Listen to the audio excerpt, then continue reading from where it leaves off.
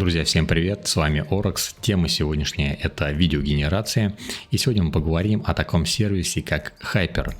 Hyper – это прямой конкурент еще не вышедшей Sori. И на данный момент Hyper находится в бета-тестировании, и он бесплатен. То есть вы можете его сейчас попробовать бесплатно и бесплатно генерировать свои видосики на нем. А также я еще вам покажу неплохую схему в ConfUI, которая позволяет в Stable Video Diffusion генерировать видео из ваших изображений или из ваших генераций. А также я вам еще покажу, как можно полученный результат проапскейлить и получить, в общем-то, неплохое качество. Ну что ж, давайте начинать. Друзья, если вам интересны нейросети, в частности вам интересна генерация изображений, то для вас у меня есть системный последовательный курс по автоматике 4 единицы. В этом курсе вы изучаете автоматик последовательно от азов до уже продвинутых техник генерации. В курсе вы получаете мою поддержку, а также получаете закрытую телеграм-группу, в которой вы можете задавать ваши вопросы, и я вам там буду подсказывать. Также в закрытой группе проводятся еженедельные стримы, в которых мы разбираем накопившиеся за неделю вопросы, а также знакомимся с новинками в нейрографике. А некоторые из таких стримов вы можете найти у меня на YouTube. Я иногда эти стримы расшариваю, чтобы вы могли познакомиться с такими стримами. Более подробную информацию вы можете найти на сайте stablediv.ru. Ссылка будет в описании под видео. Там есть полная информация по этому курсу, а также есть контакты администратора, которому вы можете задать вопросы, если вам будет что-то непонятно. И там же на этом сайте вы можете приобрести этот курс. Ну а теперь продолжаем. Чтобы перейти в сервис Hyper, нужно перейти по ссылке Hyper AI. Ссылка будет в описании под этим видео. После того, как вы перейдете на этот ресурс, нужно будет нажать Try for free, то есть попробовать бесплатно. Нажимаем эту кнопку, и сервис вам предложит зарегистрироваться. Зарегистрироваться можно через Google аккаунт, через Discord и, по-моему, еще какой-то там даже вариант есть. То есть нажимаете регистрация и получаете бесплатный доступ к генерации. На данный момент здесь доступны 3 варианта генерации. Первый вариант генерации — это Create Video with Text, то есть генерация видео по промпту. Второй вариант — это генерация видео по изображению и по промпту тоже. И третий вариант — это изменение вашего видео. Давайте листанем немножко вниз и посмотрим, что здесь можно сгенерировать. Здесь можно сгенерировать вот такие вот классные арты. Качество сгенерированных артов очень высокое. И когда вы открываете любой из артов, у вас здесь есть промпт справа прописанный. Если прописана вот такая вот запись One Image, это означает, что было загружено уже исходное изображение и дополнительно к нему прописан вот такой вот промпт. Ниже есть следующие кнопки. Можно поделиться, это Share. Можно скачать это видео. Можно добавить это видео к себе в избранное. И можно поставить лайк или дизлайк.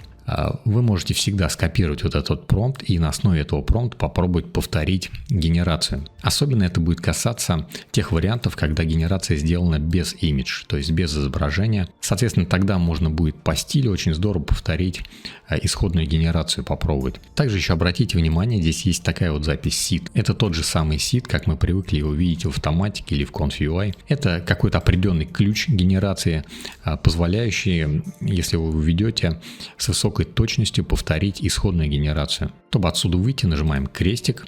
Давайте полистаем еще ниже. Вот такие вот классные генерации. Вы можете всегда навести, и генерация автоматически запускается, даже не открывая ее. Очень высокое качество эти генерации, если мы на весь экран откроем. Hyper генерирует видео с высоким разрешением и с высоким качеством. Детализация здесь действительно очень высокая, а также очень классные плавные движения получаются, такие более-менее слаженные. Например, если мы хотим повторить вот эту вот генерацию, мы можем нажать вот здесь «Скопировать», закрываем. И давайте перейдем теперь в раздел Creations.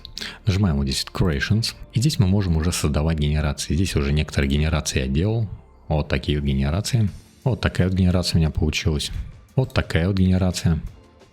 Ну, еще классная. Вот эта вот генерация у меня тоже вышла. Чтобы посмотреть, как я это сгенерировал, опять же, мы можем всегда вот сюда вот нажать и скопировать этот промпт и попробовать повторить эту генерацию. Еще обратите внимание, здесь есть seed и есть еще соотношение сторон 16:9. Давайте попробуем что-то сгенерировать. Вот в это вот поле я ввожу скопированный нами ранее промпт, вставляю.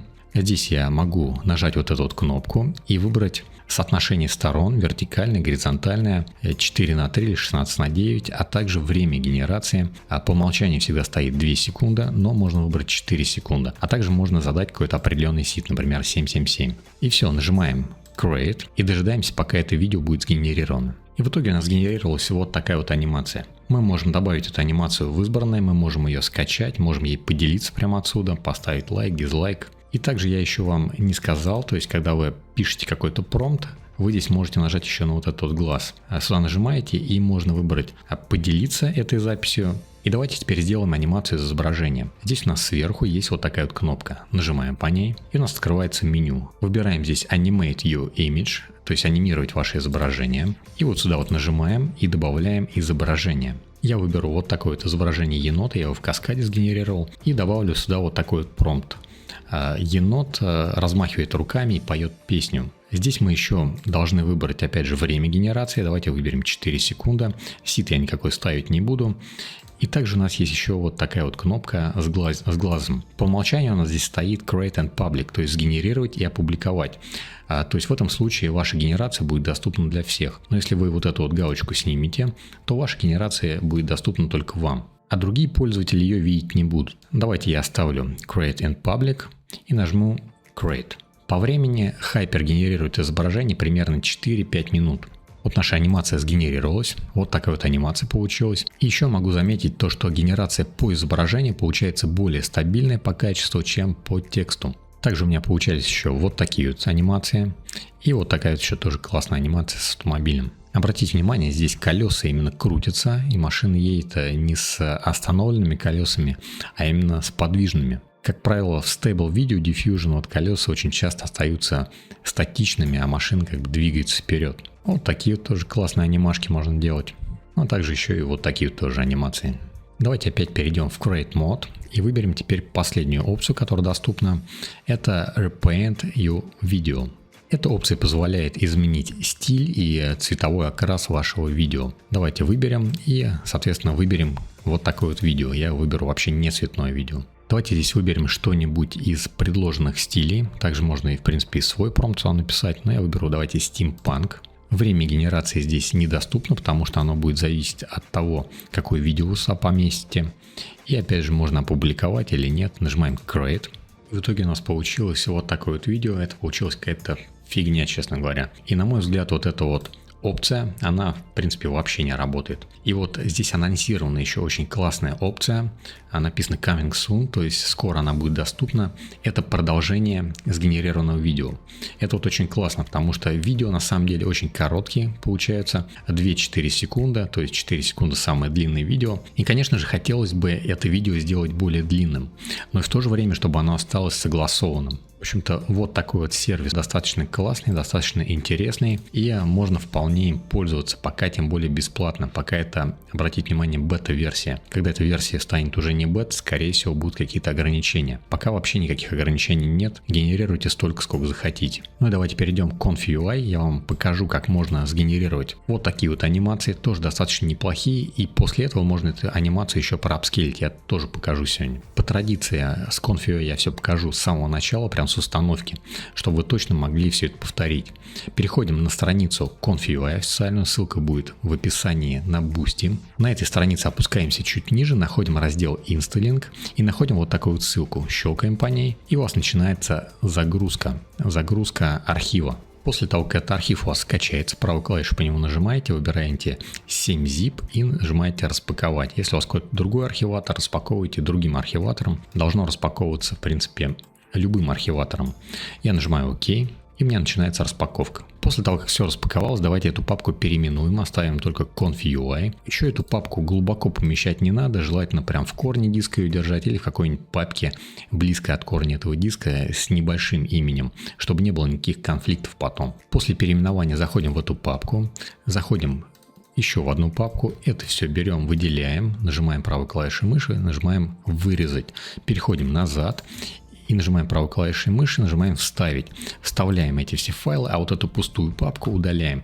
Вложенные папки нам не нужны. Теперь заходим в папку Update и нажимаем вот этот вот первый bat-файл, запускаем его. У нас начинается обновление, и после нам предлагается нажать любую кнопку, нажимаем, и это окно само закрывается.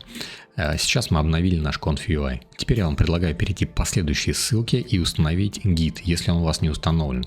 Если у вас гид стоит, то этого делать не надо. Если не стоит, нажимаем Download, скачиваем файл. У вас в итоге скачается вот такой вот exe файл, запускаем его.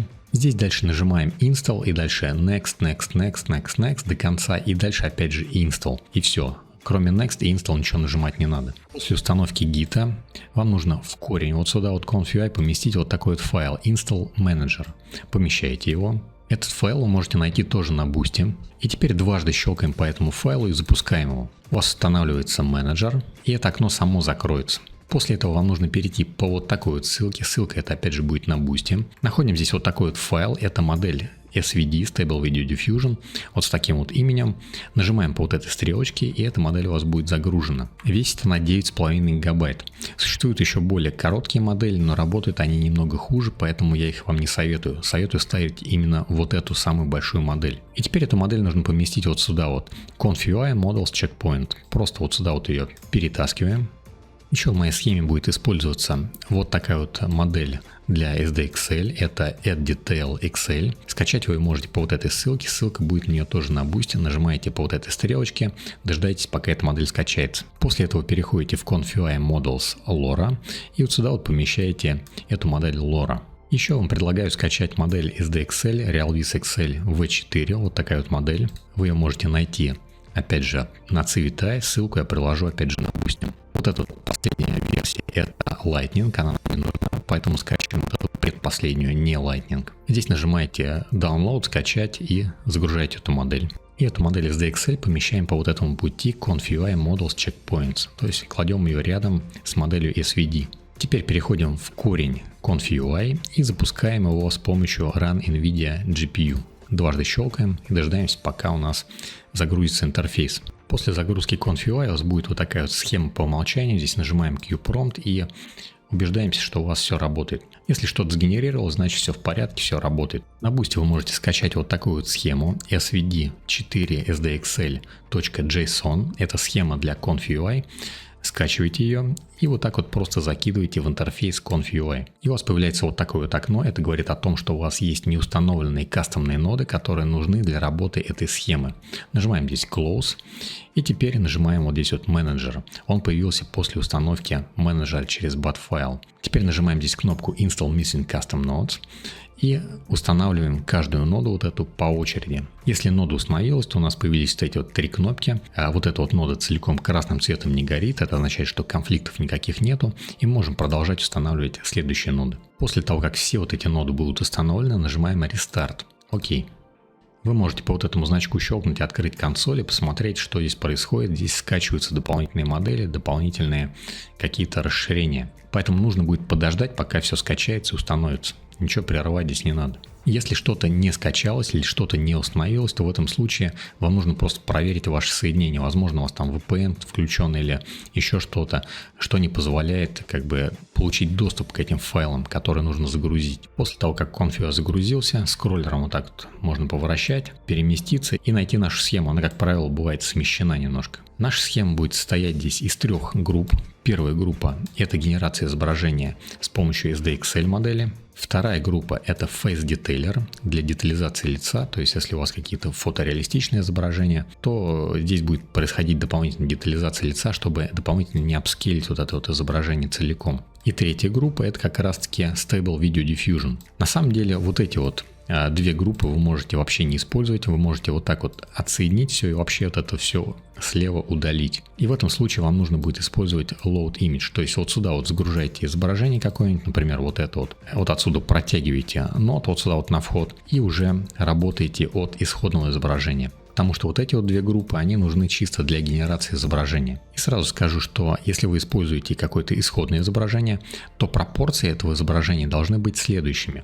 Они должны быть пропорциональны пропорциональный 1024 на 576. Если это изображение будет непропорционально, то оно просто будет обрезаться. Вот этот вот размер изображения 1024 на 576 это оптимальное разрешение для генерации в Stable Video Diffusion.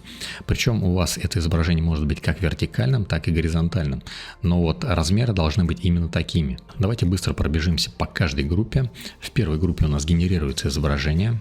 Есть исходная модель SDXL, Realvis XL V4. Есть промпт, положительный, отрицательный промпт. Есть у нас LoRa подключенная, которую мы как раз скачали, это Details. Есть настройки, и есть размер исходного изображения. Обратите внимание, здесь размер другой, не такой, как в Stable Video Diffusion.